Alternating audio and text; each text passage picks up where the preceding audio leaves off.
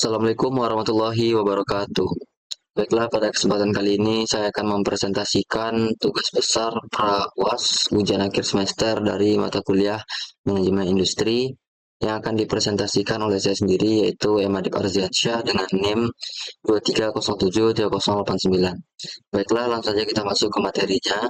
Yang pertama itu ada soalnya, soalnya sudah ditentukan, yaitu membedakan di tiap durasi harinya, yaitu dengan NIM telah disesuaikan dengan soal. Kemudian di sini sudah saya masukkan, yaitu untuk activity C, yaitu dengan 2 digit NIM pertama, yaitu 23, dan activity F dengan 2 digit terakhir, yaitu 89. Dan di sini untuk pertanyaan pertama, yaitu berapa lama waktu yang dibutuhkan untuk menyelesaikan proyek tersebut. Dari durasi atau hari yang di sini setelah jumlahkan, yaitu berjumlah 273 hari. Kemudian kita akan bahas yaitu soal yang kedua dan ketiga untuk slide berikutnya. Yang pertama yaitu diagram per CPM. Yang pertama itu kita membuat dulu diagramnya seperti ini, yang dimana di sini ada hari activity pertama, yaitu sampai activity ke-12.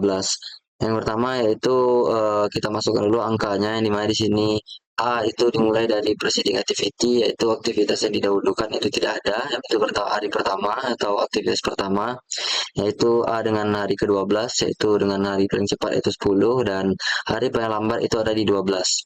Kemudian untuk 2 begitu juga, hari paling cepat itu 12 dan hari paling lambat itu adalah 20.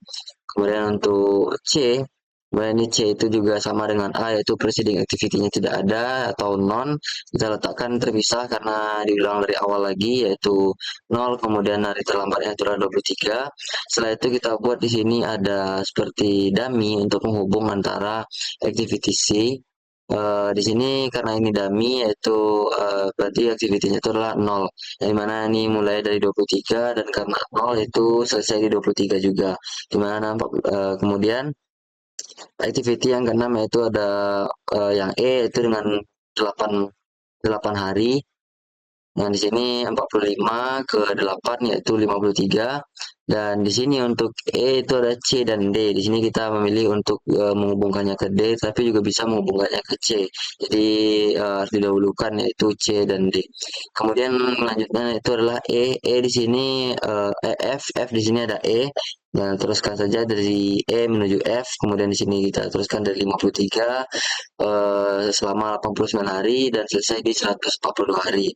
Kemudian untuk G itu dari E lagi, yang dimana di sini kita hubungkan dari E yaitu G di 5 hari ke 53, kemudian selama 35 hari itu selesai di hari ke 88. Kemudian untuk dummy lagi di sini untuk penghubungnya, yang dimana itu dari hari ke 88 menuju hari ke 88 karena dummy ini 0 hitungannya. Kemudian untuk I, ini adalah F ya, sama dengan H. Jadi kita hubungkan dari F itu H dan I, kemana itu 142, H-nya di 30 jadi 172, begitu juga dengan I 142, 23 menjadi 165. Nah, ini kita hubungkan lagi dummy dari 10 ke 11, yaitu sama seperti tadi, dummy 1 dan 2, ini adalah dummy ketiga, dengan 0 yaitu 172, 0 jadi 172 juga tetap. Kemudian untuk yang terakhir itu adalah J. J ini adalah gabungan dari HIG, yang mana tuh kita sambungkan dari H, I, dan G, ini kita sambungkan menjadi ini J yang terakhir, yaitu 172 dengan durasi atau harinya itu 20 menjadi 192. Kemudian untuk sebaliknya kita dari 192 itu kita kurangi menjadi 20 menjadi 72. 192 dikurangi 20 menjadi 172. Kemudian untuk dari 172 ini karena dummy tetap menjadi 172, dan 172 ke I itu 172 dikurang 23 yaitu 149. Dan untuk dummy 3 ini tetap yaitu 172 nilainya karena dummy ini tidak ada harinya. Kemudian untuk di atas ini ada yang H itu 172 kurang dari 30 yaitu 142, dan di sini I 172 dikurang 23 itu 149. Begitu juga seterusnya dengan F, E, D, dan sampai ke A itu menjadi 0 kembali. Setelah didapatkan diagram per CPM ini, ditemukan yaitu lintasan kritis. Lintasan kritis itu adalah lintasan yang di mana hari mulai dan hari selesainya itu sama dan tidak boleh terlambat ataupun terlalu cepat. Jadi sudah pas ditentukan yang di mana didapatkan yaitu lintasan kritisnya itu ada A, B, D, E, F, H, dan J. Di mana ini A adalah 0 dan 12, kemudian B itulah 12 dan 20, kemudian D 20 dan 45, kemudian E 45 dan 53, kemudian F yaitu 53 dan 142, kemudian H 142 dan 172, kemudian J itu 172 dan 192.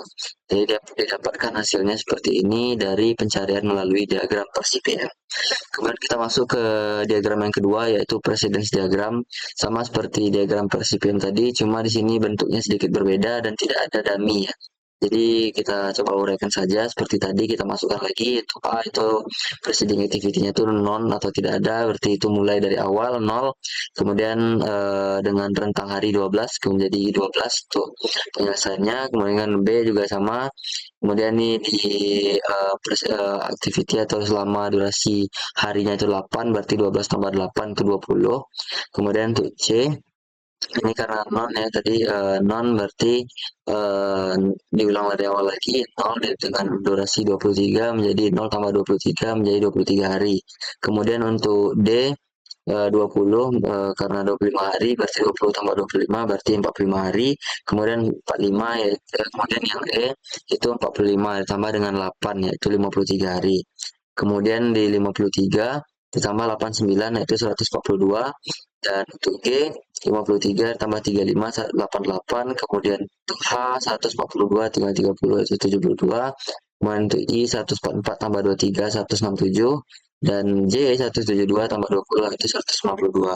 Begitupun sebaliknya untuk mundur ke belakang yaitu dari J 192 kurang 20 172, kemudian 172 kurang 23 149.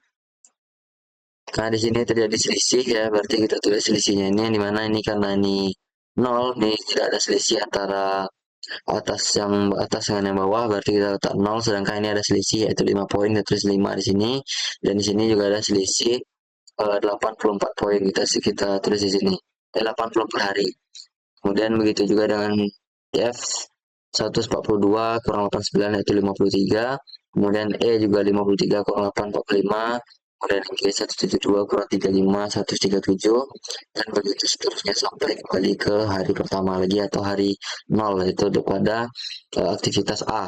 Dan di sini juga sama lintasan kritisnya itu ada A, B, D, E, F, H, dan J, di mana seharusnya untuk presiden activity precedence diagram dan per CPM itu lintasan kritisnya sama saja.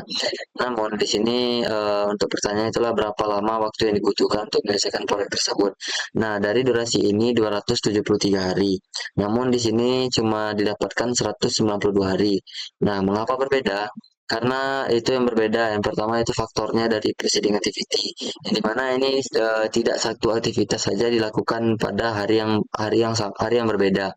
Yang dimana di sini aktivitas E ini persen activity-nya adalah C dan D. Berarti untuk aktivitas E itu berbarengan dengan C dan D. Untuk aktivitas E itu harus didahulukan dulu aktivitas C dan D. Begitu juga dengan J yaitu H, I, dan G. Yang dimana di sini berarti ada 2 bahkan 3 aktivitas yang dilakukan secara bersamaan gitu. Sehingga terjadi perselisihan antara kalau dijumlahkan dari soal tabel ini saja 273 hari. Sedangkan untuk kita masukkan ke diagram ini menghasilkan 192 hari, yang mana selisih yang cukup besar, dan ini dan bisa dikatakan bahwa menggunakan diagram ini seharusnya lebih akurat karena lebih detail untuk penjelasan tiap harinya dan hari apa saja yang dilakukan dalam satu hari tersebut itu bisa menyelesaikan 2 sampai 3 kali activity. Kemudian kita masuk ke kesimpulan dan analisa, yaitu yang pertama itu lintasan kritisnya yang tadi bisa kita jawab yaitu A, B, D, E, F, H, J. Kemudian pertanyaan yang kedua yaitu adalah analisa hasil dan apa artinya lintasan kritis pada proyek tersebut. Di sini setelah kita mengetahui lintasan kritis tersebut, kita dapat menentukan waktu penyelesaian minimal dan maksimal dalam suatu proyek. Kemudian juga dapat lebih memprioritaskan tugas yang penting yang dimana untuk hari untuk A, B, D, E, F, H, J ini berarti itu tidak boleh terlambat dan tidak boleh terlalu cepat. Jadi sudah ditentukan harinya di hari ke-12 dan selesainya hari ke-20. Berarti tidak boleh mulai di hari ke-11 ataupun mulai di hari ke-13. Jadi harus pas di hari 12. Begitu juga di hari ke-20 itu harus selesai di hari 20, tidak boleh selesai di hari 19 ataupun tidak boleh selesai di hari ke-21. Dan kemudian juga dengan mengetahui waktu penyelesaian minimal dan maksimal dari proyek tersebut, kita dapat lebih memprioritaskan tugas yang lebih penting. Kemudian dengan itu kita dapat juga meningkatkan efisiensi dan efektivitas dalam pengerjaan suatu proyek dan mengurangi terjadinya risiko keterlambatan dalam suatu proyek tersebut. Baiklah, sekian presentasi dari saya. Mohon maaf apabila ada kekurangan. Sekian saya ucapkan. Terima kasih. Assalamualaikum warahmatullahi wabarakatuh.